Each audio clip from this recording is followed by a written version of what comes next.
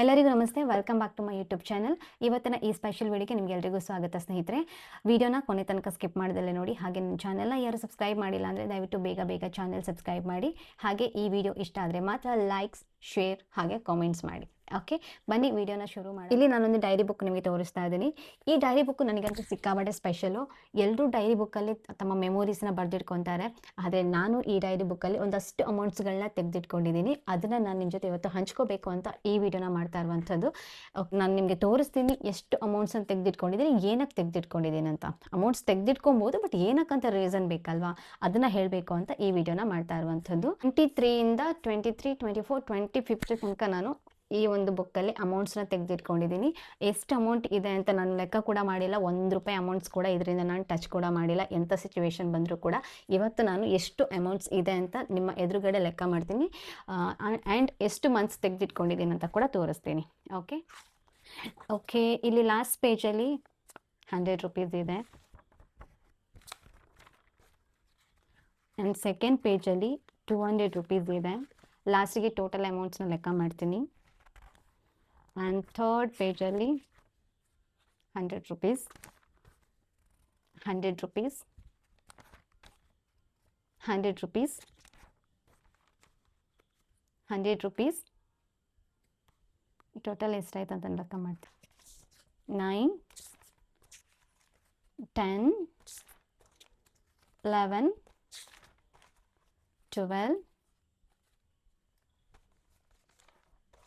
13, 14,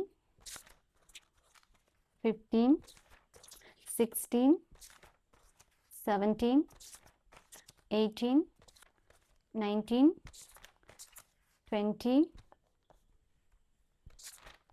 21, 22, 23, 24 months. Total ಎಷ್ಟು amounts ಇದೆ, ಎಷ್ಟು ಅಮೌಂಟ್ಸ್ ಅಂತ ಲೆಕ್ಕ ಕೂಡ ಮಾಡಬೇಕು. ಈ ಅಮೌಂಟ್ಸ್ನ ತೆಗೆದಿಟ್ಕೊಂಡಿರುವಂಥದ್ದು ಏನಕ್ಕಂತ ಹೇಳ್ತೀನಿ. ನನ್ನ ಬರ್ತ್ಡೇ 2023 ಆದಾಗ ನಾವು ಒಂದು ವೃದ್ಧಾಶ್ರಮಕ್ಕೆ ಊಟ ಕೊಡ್ತಿದ್ವಿ. ಅವತ್ತಿಂದ ಅಂತಲ್ಲ, ಅದಕ್ಕಿಂತ ಮುಂಚೆ ಕೂಡ ನನಗೆ ತುಂಬ ಆಸೆ ಇತ್ತು. ಅನಾಥಾಶ್ರಮ, ವೃದ್ಧಾಶ್ರಮಕ್ಕೆ ಎಲ್ಲಾದರೂ ಊಟ ಕೊಡಬೇಕು. ಪ್ರತಿ ವರ್ಷ ನಮ್ಮ ಬರ್ತ್ಡೇ ಬರುತ್ತೆ, ನಾವು ತುಂಬ ಜೋರಾಗಿ ಅಂದರೆ ಸೆಲೆಬ್ರೇಟ್ ಮಾಡ್ತೀವಿ, ಸುಮ್ಮನೆ ದುಡ್ಡು ಖರ್ಚು ಮಾಡಿಬಿಟ್ಟು. ಸೊ ಅದರಿಂದ ಯಾರಿಗಾದ್ರೂ ಊಟ ಕೊಟ್ಟರೆ ಒಂದಷ್ಟು ಮನಸ್ಸಿಗೆ ತೃಪ್ತಿ ಸಿಗುತ್ತೆ. ಅದಕ್ಕೋಸ್ಕರ ಈ ಥರ ಒಂದು ಅಭ್ಯಾಸನ ಮಾಡ್ಕೊಂಡಿದ್ದೆ. ಬುಕ್ಕಲ್ಲಿ ಒಂದಷ್ಟು ಅಮೌಂಟ್ಸ್ನ ತೆಗೆದಿಟ್ಕೊಳ್ಳುವಂಥದ್ದು. ಪ್ರತಿ ತಿಂಗಳು ನನ್ನ ಸ್ಯಾಲ್ರಿಯಿಂದ ನಾನು ₹100, ₹200, ಜಾಸ್ತಿ ಬಂದಾಗ ₹500 ಕೂಡ ಇಟ್ಕೊಂಡಿದ್ದೀನಿ. ಸೊ ಈ ಥರ ತೆಗೆದಿಟ್ಕೊಂಡು 2 ಇಯರ್ಸ್ ಹತ್ರ ನಾನು ಅಮೌಂಟ್ಸ್ನ ಕಲೆಕ್ಟ್ ಮಾಡ್ಕೊಂಡಿದ್ದೀನಿ. 2025 ಮೇಲೆ ನಾನು ಸ್ಟಾಪ್ ಮಾಡಿದ್ದೆ. ಯಾಕಂದರೆ ನಮ್ಮಲ್ಲಿ ಒಂದು ಗ್ರೂಪ್ ಕ್ರಿಯೇಟ್ ಆಗುತ್ತೆ. ನಮ್ಮ ಗ್ರೂಪಲ್ಲಿ ಒಂದಷ್ಟು ಜನ ಇದ್ದೀವಿ. ಎಲ್ಲರೂ ಒಂದು ಇಷ್ಟಿಷ್ಟು ಅಮೌಂಟ್ಸ್ ಅಂತ ಕಲೆಕ್ಟ್ ಮಾಡಿಬಿಟ್ಟು ಆ ಗ್ರೂಪಲ್ಲಿ ಕಲೆಕ್ಟ್ ಮಾಡ್ಕೊತಾರೆ. ಸೊ ಆ ಥರ ಒಂದು ಗ್ರೂಪ್ ಕ್ರಿಯೇಟ್ ಆಗಿದೆ.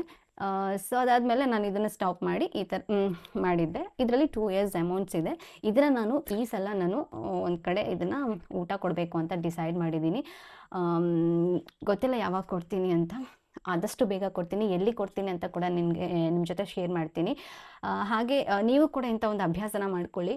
₹10 ಅಮೌಂಟ್ಸ್ ಇಟ್ಟರೂ ಕೂಡ ಒಂದು ವರ್ಷಕ್ಕೆ ₹100 ಆಗೋಯಿತು, ಪರವಾಗಿಲ್ಲ. ₹100ನ ಯಾರಿಗಾದ್ರೂ ಒಬ್ಬರಿಗೆ ಕೊಡ್ಬೋದು. ಎಲ್ಲೋ ಒಂದು ಕಡೆ ಜಾತ್ರೆಗೆ ಹೋಗ್ತೀವಿ, ಯಾರಾದರೂ ಸಹಾಯ ಅಂತ ಕೇಳ್ತಾ ಇರ್ತಾರೆ, ಅಮೌಂಟ್ಸನ್ನ ತೊಗೊಂಡು ನಾವು ಅಲ್ಲಿ ಹಾಕ್ಬೋದು, ಪರವಾಗಿಲ್ಲ.